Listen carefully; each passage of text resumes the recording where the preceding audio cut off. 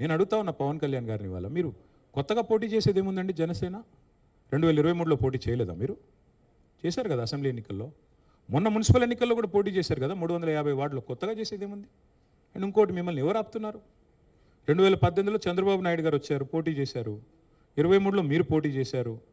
పోటీ చేయండి, ఎవరు వద్దంటున్నారు. కానీ మీరు ఇక్కడికి వచ్చి మాట్లాడేటప్పుడు ఇదేదో ఆషామాషిగా ఏర్పడ్డ రాష్ట్రం కాదు, ఇదేదో అనాయాసంగా వచ్చిన రాష్ట్రం కాదు. వేల మంది బలిదానాలతో రక్తంతో తడిసిన నేల ఇది తెలంగాణ. కాబట్టి ఇక్కడికి వచ్చినప్పుడు ఒకటికి 2 సార్లు ఆలోచించుకొని మాట్లాడాలి. నేను ఒక మాట అన్నారు, ఆయన అడ్డుకుంటున్నారు. ఎవరు అడ్డుకుంటున్నారు మిమ్మల్ని? ఏదో ఊహాజనితమైన ఒక ప్రపంచం సృష్టించుకొని ఎవరు అడ్డుకున్నారు మిమ్మల్ని? 2018లో పోటీ చేస్తే అడ్డుకోలేదు, 23లో పోటీ చేస్తే అడ్డుకోలేదు, ప్రజలు అడ్డుకున్నారు. మేమేం చేస్తాం దానికి? ఒకటి మాత్రం పక్కా, పవన్ కళ్యాణ్ గారైనా ఎవరైనా సరే తెలంగాణ ఆవిర్భావ దినోత్సవం రోజు వచ్చి ఇక్కడ మేము సభ పెడతాం. అది కూడా గతంలో నేను తెలంగాణ ఏర్పడ్డప్పుడు నాకు ఆ విభజించిన పద్ధతి నచ్చలేదు. ఒక ఆయన అంటాడు తల్లిని చంపి బిడ్డను బతికించారంటాడు, ఇంకొక ఆయన విభజించిన పద్ధతి నచ్చలేదంటాడు. ఇవన్నీ ఏంటంటే తెలుగు హైదరాబాదీ అల్ఫాజ్ మే బోల్నా అయితే గుమా ఫిరాకి బోల్నా బోల్తే ఇసుకో. నాకు ఇష్టం లేదు తెలంగాణ ఏర్పడని సీదా సీదా చెప్పక ఉల్టా పుల్టా మాటలు ఎందుకు? ఇది బాగలేదు, అది బాగలేదు. మరి నువ్వు అది బాగలేక ఇది బాగలేక 11 రోజులు అన్నం తినకుండా ఉంటే మళ్ళీ తెలంగాణ ఆవిర్భావ దినోత్సవం రోజు మీటింగ్ పెట్టాల్సిన అవసరం ఏముంది?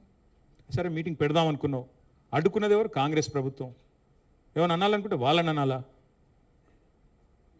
కాబట్టి పవన్ కళ్యాణ్ గారైనా ఎవరైనా ఈ దేశంలో ఎక్కడైనా పోటీ చేయొచ్చు, మాకు అభ్యంతరం లేదు. పోటీ చేశారు కూడా కదా మీరు. 2023 మేబీ ఆ బోత్ కరే మీ అయ్యే జాగీరా. నేను ఒకటి మాత్రం పవన్ కళ్యాణ్ గారు గుర్తుపెట్టుకోవాలి, తెలంగాణ ఖచ్చితంగా తెలంగాణ భూమిపుత్రుల జాగీరు. తెలంగాణ భూమిపుత్రుల జాగీరే తెలంగాణ. ఇందులో ఎవరికి అనుమానం కూడా అక్కర్లేదు.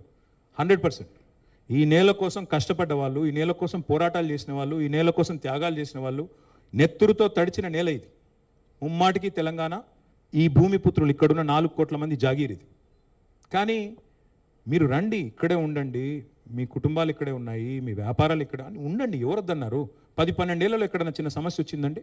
నేను అడుగుతా ఉన్నా, మా దృక్పథం ఎట్లాంటిది అంటే, వైజాగ్ స్టీల్ ప్లాంట్ను ప్రైవేటీకరిస్తున్నారు మోడీ ప్రభుత్వం అంటే మేము మద్దతు పలికాం. తప్పు ఇది మీరు చేస్తుంది, పబ్లిక్ సెక్టర్ అండర్టేకింగ్స్ని కాపాడాలని రిక్వెస్ట్ చేశాం. That is our philosophy. ప్రాంతాలుగా విడిపోయినా ప్రజలుగా కలిసి ఉండాలని కోరుకున్నాం. కానీ నిన్న పవన్ కళ్యాణ్ గారు ఇంకొక 2 మాటలు మాట్లాడారు. ప్రాంతీయవాదం అన్నారు. ప్రాంతీయవాదం ఉగ్రవాదం కంటే ప్రమాదం ఏదో అన్నాడు ఆయన. నేను వారికి గుర్తు చేస్తా ఉన్నా, ప్రాంతీయవాదం అంటే మరి పొట్టి శ్రీరాములు గారు 58 రోజుల పాటు ఆత్మ బలిదానం చేసుకున్నారే, పోరాటం చేసి మద్రాస్ ప్రెసిడెన్సీ నుంచి వేర్పడి తెలుగు రాష్ట్రం కావాలి, లింగ్విస్టిక్ బేసిస్గా రాష్ట్రాలు ఏర్పడాలి అనే ఒక ఆకాంక్షతో వారు ఏదైతే పోరాటం చేశారో, లింగ్విస్టిక్ బేసిస్కి వారికి సంబంధం లేదు. మద్రాస్ నుంచి ఆంధ్ర రాష్ట్రం వేరుపడాలని పొట్టి శ్రీరాములు గారు 58 రోజులు నిరాహార దీక్ష చేశారు. అది కూడా ప్రాంతీయవాదం అంటారా? ప్రాంతీయవాదం అంటే నేను ఇంకో ప్రశ్న అడుగుతా ఉన్నా పవన్ కళ్యాణ్ గారిని. మోడీ గారు ఇవాళ ఆయన ప్రాంతం మీద అభిమానంతో, ప్రాంతీయవాదంతో తెలంగాణకు వచ్చిన ఇండస్ట్రీలను కొట్టుకొని పోతా ఉన్నాడు. కేన్స్ అనే పరిశ్రమ ఇక్కడ పెట్టాల్సి ఉంటే, ఇక్కడ ఒప్పందం కుదుర్చుకుంటే మా హయాంలో, మా గవర్నమెంట్లో దాన్ని తీసుకుపోయి గుజరాత్లో పెట్టించారు. మైక్రాన్ అనే సంస్థ ఇక్కడ పెట్టాల్సి ఉంటే, పెట్టుబడి పెట్టేది ఉంటే దాన్ని తీసుకుపోయి గుజరాత్లో పెట్టుకున్నారు. మరి జాతీయవాదం ముసుగులో చేస్తున్న ఈ ఆర్థిక ప్రాంతీయవాదం కరెక్టా? ఏది కరెక్టు? అంటే ప్రధానమంత్రి గారు గుజరాత్కే ప్రధానమంత్రిగా వ్యవహరించడం కరెక్టా? చెప్తారా దీనికి సమాధానం పవన్ కళ్యాణ్ గారు? కాబట్టి ప్రాంతీయవాదం, ఇంకో మాట చాలా విచిత్రమైన మాట అన్నారు నిన్న ఆయన. ఇంకొన్ని రోజులైతే జనగణమన పాడరు. మాకు జనగణమన మాకు నేర్పించాల్సింది ఏం లేదు. దేశభక్తి గురించి మాకు పవన్ కళ్యాణ్ గారి దగ్గర పాఠాలు నేర్చుకోవాల్సిన అవసరం లేదు.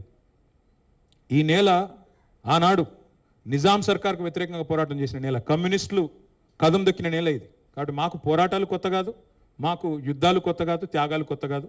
మాకు వాటి గురించి జాతీయ భావన ఉంది. ఇక్కడ దేశాన్ని గౌరవించే సంస్కృతి ఉంది. We contribute to the nation.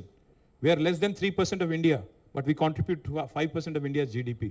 So we don't need any kind of moral lectures or moral policing from.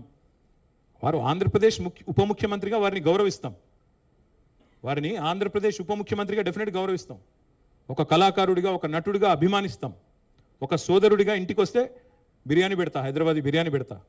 కానీ వచ్చి మా సెక్రటేరియట్లో కూర్చొని పెత్తనం చేస్తాము, మా రాజకీయాల్లో మరి ఇంకా మొన్ననే కదా వేరుపడ్డది ఇంత కష్టపడి 60 ఏళ్ళు పోరాటం చేసి మొన్న వేరుపడ్డాం 2014లో. మొన్న చంద్రబాబు నాయుడు గారు రానే వచ్చే 2018లో, మళ్ళీ ఇప్పుడు మీరు కూడా వస్తారు 2023లో. That's all I'm saying. And last word I will like to say on this. Pawan Kalyan గారిది ఈ మధ్యన ఓజీ అని సినిమా వచ్చింది. I would like to remind my brother Pawan Kalyan, we have a Telangana OG KCR. ఇక్కడ మా కేసీఆర్ గారు ఉన్నారు, ఆయన చాలు మాకు. He will take care of us, he will take care of the state and our issues.